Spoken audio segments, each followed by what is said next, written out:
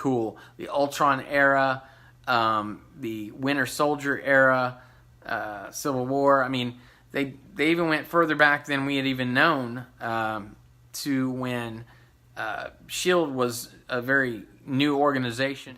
Cap had been born, and I don't know. It gets confusing when you think about all the time and where people are, but all of their exploits and their actions, their adventures in these particular times are just excellent. My favorite is when they're at the Battle of New York in 2012, and they infiltrate Stark Tower right when they had just cornered Loki.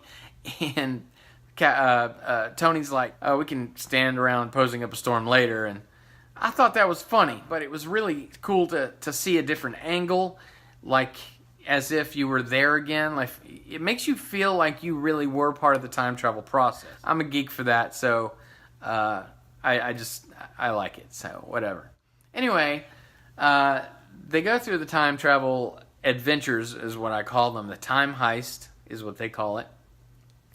They get all the stones, they get back, everyone's there, of course. If you saw the movie, you know that on Vormir, somebody had to sacrifice that which they love, and obviously that had to happen. It was Black Widow. If you haven't seen the movie, it was Black Widow.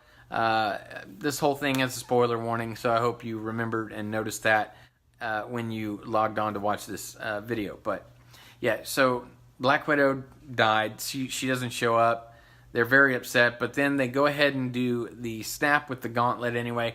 Hulk gets to wear it, and which is great. It's a great moment, and he snaps, and for a minute there, it's nice and calm, peaceful.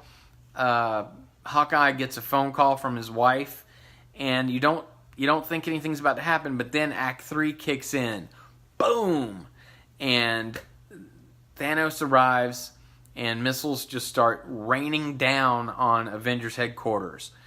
And Hulk sees this first. He's laying on the ground, having had used the Stark gauntlet, and he is just devastated by that. He looks up through the glass windows and sees the missiles raining down, and it begins.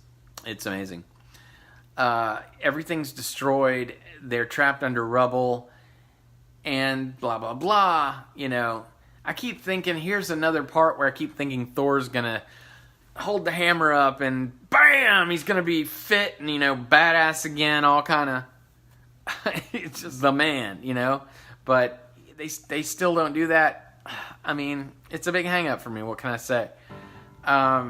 Anyway, they get in this large fight with Thanos. First it's Cap, Iron Man, and Thor that come out of the rubble and fight Thanos first. Iron Man gets knocked the fuck out. And then Captain America gets knocked the fuck out. And then Thor almost gets knocked the fuck out. And then all of a sudden you see Thor's hammer wiggling, float up, and fly across the screen to Captain America. Hell yeah. That was badass, yo. Oh man, that was awesome. And it's like you knew in Age of Ultron when they were having that dinner party and Cap was trying to grab the hammer and he made it move just a little and you could see Thor in the background all like tripping, you know, like, is he gonna do it? I hope not, because I'm like the man here. And of course, Captain, you know, is just gonna be a stand-up guy. He's a good guy, and he can't help but, you know it himself, but be cool, you know, kind of chill. But this moment, this isn't the moment for that. At this time, he needs everything he can to fight Thanos. So the worthy Captain America gets the damn hammer, and it is such a cool scene. He's got his shield, he's got the hammer, he's kicking Thanos' ass, and then Thanos gets him in it. He gets a rhythm, and the next thing you know, he's got that double-bladed beast of a sword, man. It's like a helicopter blade. It's like big-ass thing, you know, and he's swinging it, and he cuts Captain America. I'm not quite sure. When you watch the video or the movie, you see it come slicing down, and it looks like it's on his side, but I'm not sure. Having seen it 7 times now, I still can't tell where it gets him. Maybe it just kind of cut his leg a little bit. You hear him go, but you don't know where he got cut. As you can see, I'm super excited about that scene. It is absolutely badass. It just is. So after this, you see Cap get his ass kicked all of a sudden. This really sucks, but I mean, what are you gonna do, right? That happens, and the next thing you know,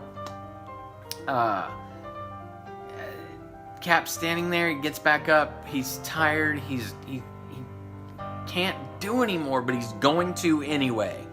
And he tightens the shield onto his arm. It took him forever to get up, man. This guy's not ever tired, but he's tired. And he tightens it on his arm.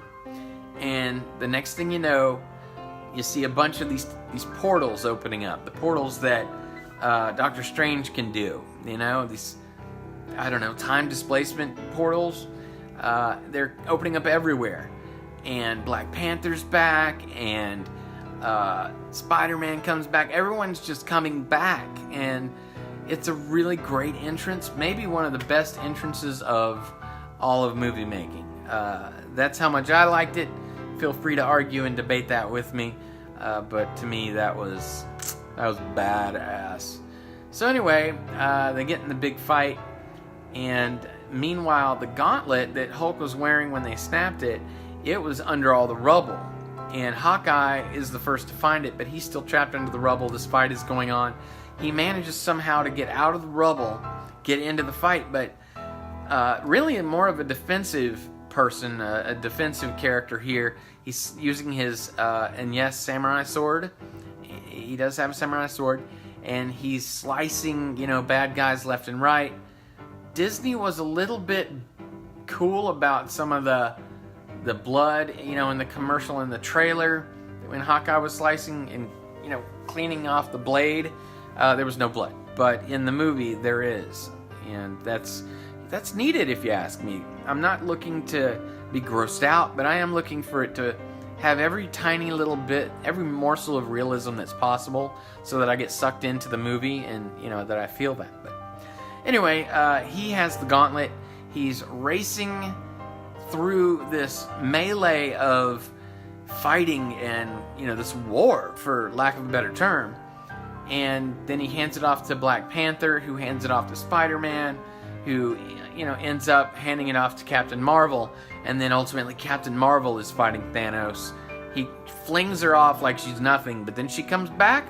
And honestly, it was just at the right moment that they had her. And she comes off like a badass. She's got him. She's lording above him, about to hit him with her fist. And he looks genuinely worried, but then he realizes, hey, I can just go ahead and grab the Power Stone, take it, look at it for whatever reason. He looks at it, and she's like, oh shit. And he's like, BAM! Knocks her clear across the field of, death. Whatever it is. It was kind of actually, it was a little bit satisfying to see her get beaten and thrown across there. But anyway, Tony and Cap and whoever it was, I've seen it a lot, but I'm just so into the scene when I see it, I can't remember. Jump on him, trying to hold him. He flings them all off, knocks Cap out again, and then it just comes down to Tony. And Tony looks at Doctor Strange, and Doctor Strange puts his hand up. He puts up this sign that one time, that 1 in 14,605, that they win. Remember, Tony, we only win once. And that's when Tony jumps up and runs at Thanos.